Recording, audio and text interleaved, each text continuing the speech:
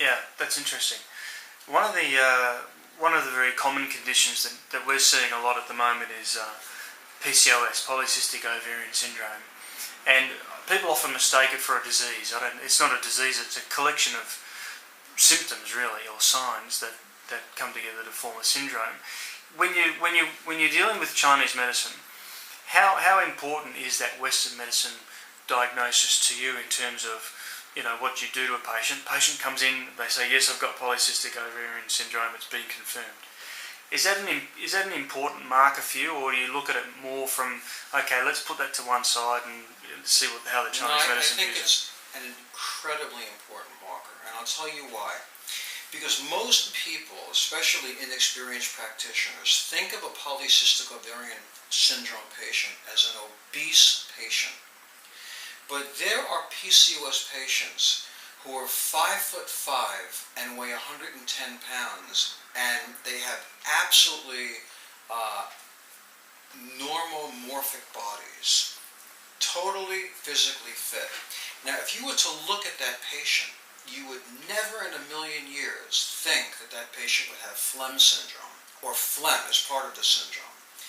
And in my opinion, and I realize it's only my opinion, every case of polycystic ovarian syndrome includes, as part of its diagnosis, phlegm. Whether you want to call it phlegm in the liver channel or phlegm in the lower jowl, it's definitely phlegm.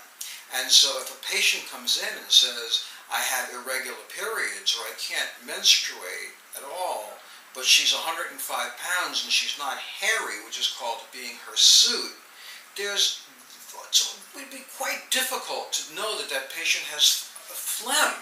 So I absolutely consider a Western diagnosis as being very important to me in so far as helping me to come up with my own diagnosis. Let me give you one more example. Yep. Endometriosis is a disease that most practitioners will call chi stagnation and phlegm stasis, and they're completely wrong. The real diagnosis is chi stagnation. Did I say phlegm stasis? I meant to say chi stagnation and blood stasis. I apologize. The real diagnosis is chi stagnation and blood stasis with hidden heat trapped in the interior. And I say hidden heat because endometriosis is a pro-inflammatory cytokine disorder, which means there's heat, there's inflammation in the uterus. And so if you didn't know that patient had endometriosis, you would simply treat her for chi stagnation and blood stasis. You wouldn't be doing anything to clear the heat. And so it's important for me and for all of us to know that she has endometriosis because she may have no heat signs or symptoms. That doesn't mean she doesn't have heat. Yeah, I absolutely agree. Take any needles out? We're good? You're okay? Yep. Terrific. We have patients in the room, but since Alex came all the way from Australia, we're going to let them bake in there. It's okay. Oh dear.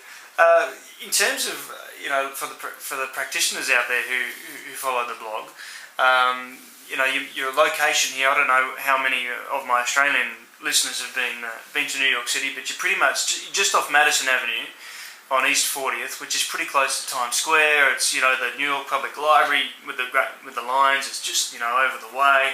There's literally a Starbucks on every corner. I mean, what's it like working in a city like this? It's really hard for me to answer that because I've been living in Manhattan for 45 years. So for me, this is just the normal way of life. But it's true that you can get anything you want here 24 hours a day, 7 days a week. So we're quite spoiled. I just pick up the phone and order lunch. In fact, I don't even do that anymore. I just order it on the internet. And in 10 minutes, there's some little Mexican guy here with my bag of lunch. So it's quite exciting and quite fun, and it can be overwhelming as well. It's you're constantly being assaulted by stimulus, even if it's good stimulus. It's overwhelming.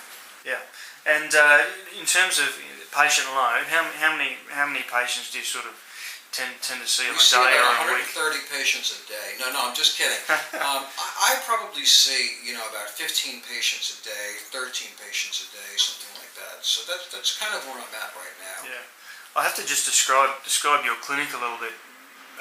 Well, I should let you do it, I suppose. I mean, but from an outsider's perspective, Australia's full of open spaces, even in big cities. So to come upstairs to a second floor. Just a beautiful layout. You know, Mike's clearly thought a lot about the way that the clinic feels when you walk in.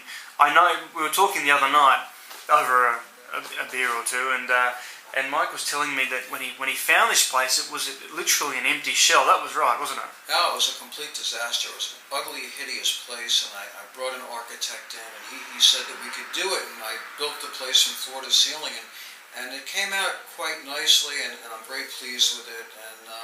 And I took a 10-year lease, so I made a big commitment financially and personally. And so this is my home, and I've been here 5 years. I have another 5 years to go, at which point I intend to move deep into the woods of Australia and disappear. On that note, I need to break for a minute just to get these patients Absolutely. out, but I'll be right Come back. Thanks for listening, guys.